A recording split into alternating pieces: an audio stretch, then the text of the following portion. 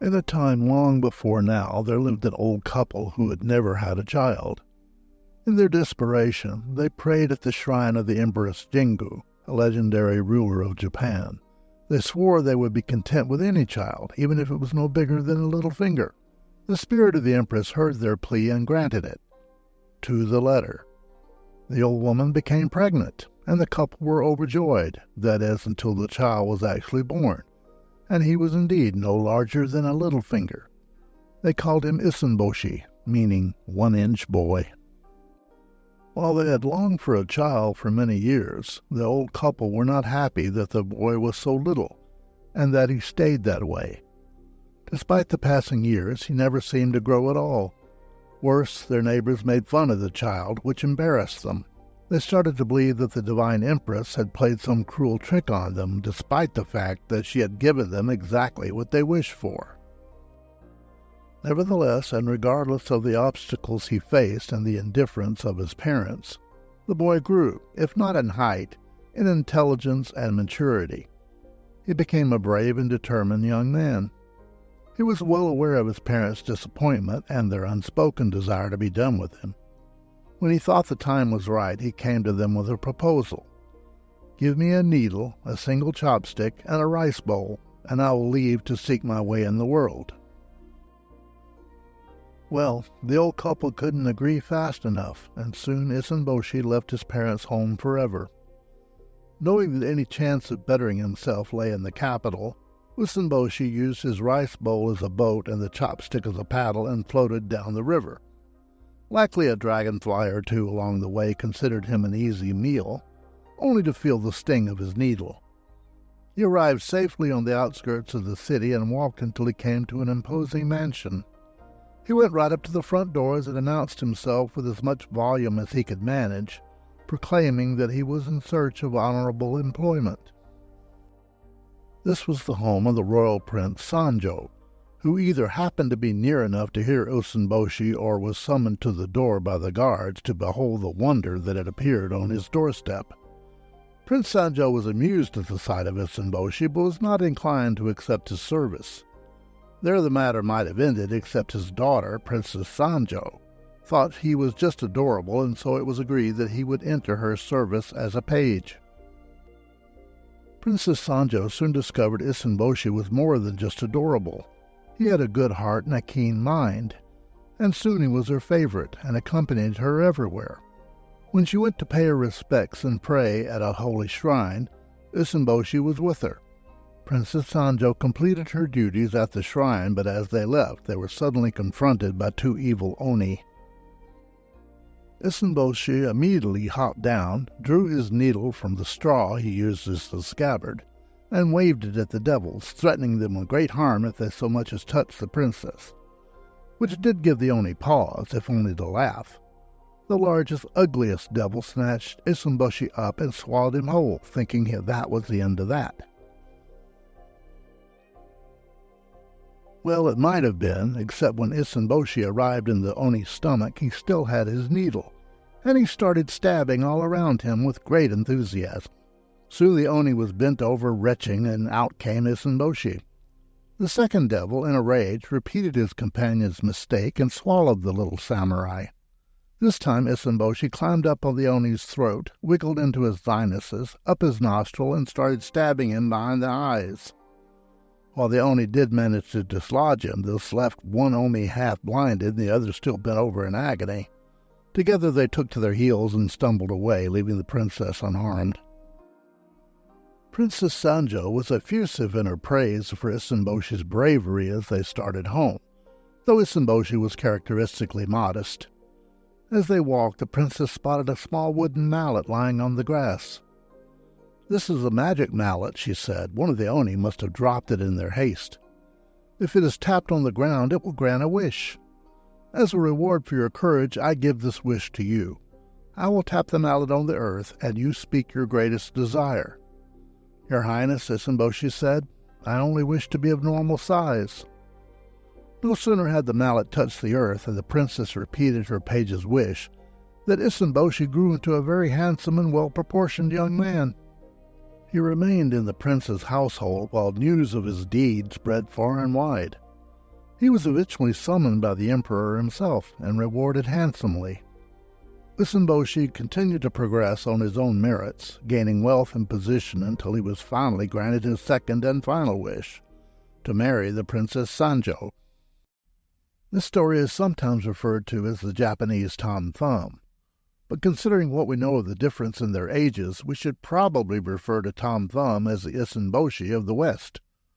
Tom Thumb, though of considerable age as a folk tale, wasn't recorded until 1621.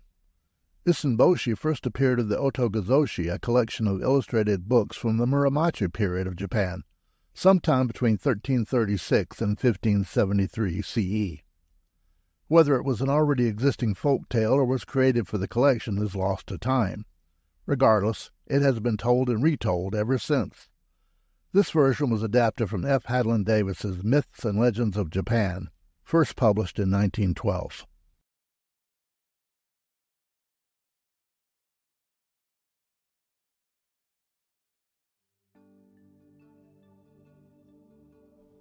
Once there was a man named Tarawaya Totoro who lived on the shores of Lake Biwa, northeast of the capital.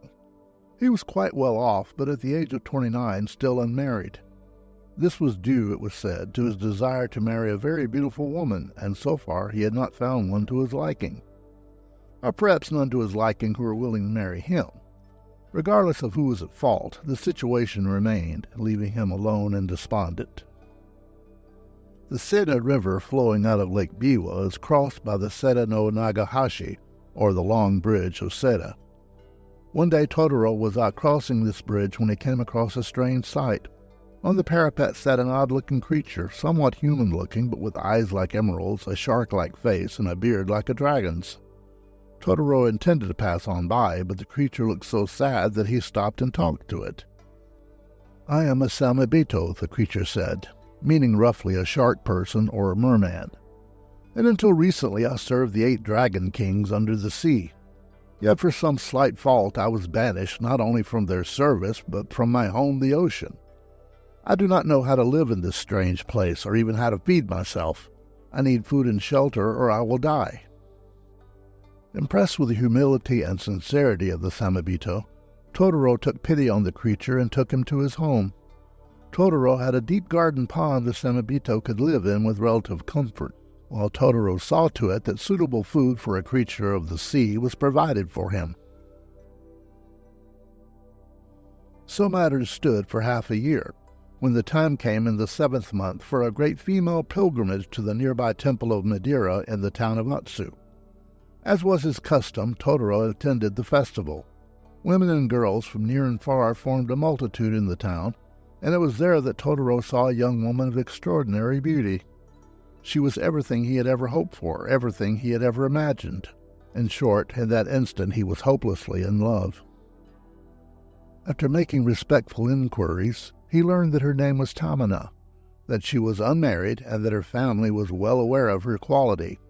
They were determined that she would wed no common man, and so demanded a betrothal gift of a casket containing 10,000 jewels for her hand. Totoro saw what he considered his one chance for happiness vanish in a heartbeat. While it was true he had means, a gift of that magnitude was only within the reach of princes and emperors. He went home in despair and took to his bed immediately. It was soon clear that he was in a bad way. He could neither eat nor sleep, and soon he was so weak he could hardly lift his head. A doctor was sent for. He examined the patient and declared the matter beyond him. "I can cure many things," he said, more or less, "but there's nothing I can do about love. I'm afraid, young man, that you are doomed." And on that cheery note, the doctor left Totoro to his fate. When the Samébito heard of Totoro's condition, he left the pond to be at his benefactor's side. He tended him as diligently as the most loyal servant, but he didn't know what ailed his friend, nor had he any skill in medicine. When Totoro felt death approaching, he apologized to the Samébito, saying he was responsible for the creature's welfare, but soon he must leave him, and who would make sure he was fed and cared for then? At that point, the poor creature let out a wail of despair and began to shed tears of blood out of grief for the impending loss of his only friend. Yet when those tears touched the floor, they hardened into rubies of fine quality. When Totoro finally realized what was happening, he felt a sudden fire of hope, which gave him strength. After a while, he was able to sit up, and soon he was out of bed and on the floor counting rubies. Bewildered by this sudden change, the Samébito stopped crying and asked about his benefactor's sudden change of condition.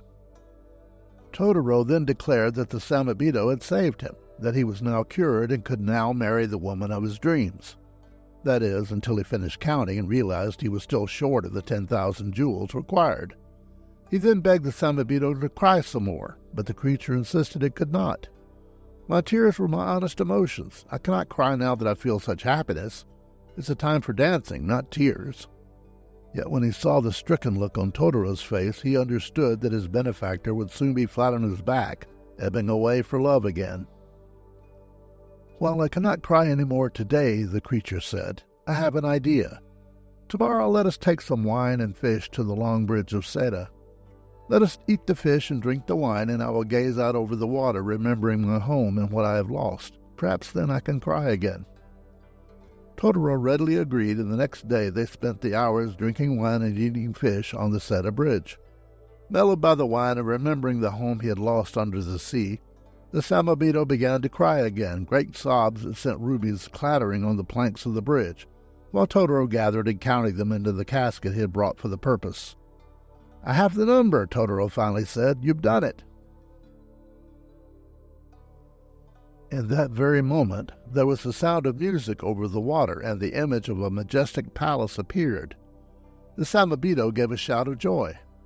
"The Dragon Kings are calling me back. There must have been some sort of amnesty declared. I am happy to have repaid your kindness to me with my tears, but now I must leave." And so the Samébito dove into the water and was never seen again. Totoro took the casket of rubies to the family of Tamina, and finally married the woman of his dreams. This version of the gratitude of the Samébito was adapted from the story as told by Lafcadio Hearn in his book Shadowing from 1905. It's never really clear why the Samébito was forgiven by the Dragon Kings. There's no apparent connection between his repayment of Totoro's kindness and the lifting of his banishment. It just happens. Sometimes that's the way of both folklore and real life. Some things just happen. Best not to dwell on it too much.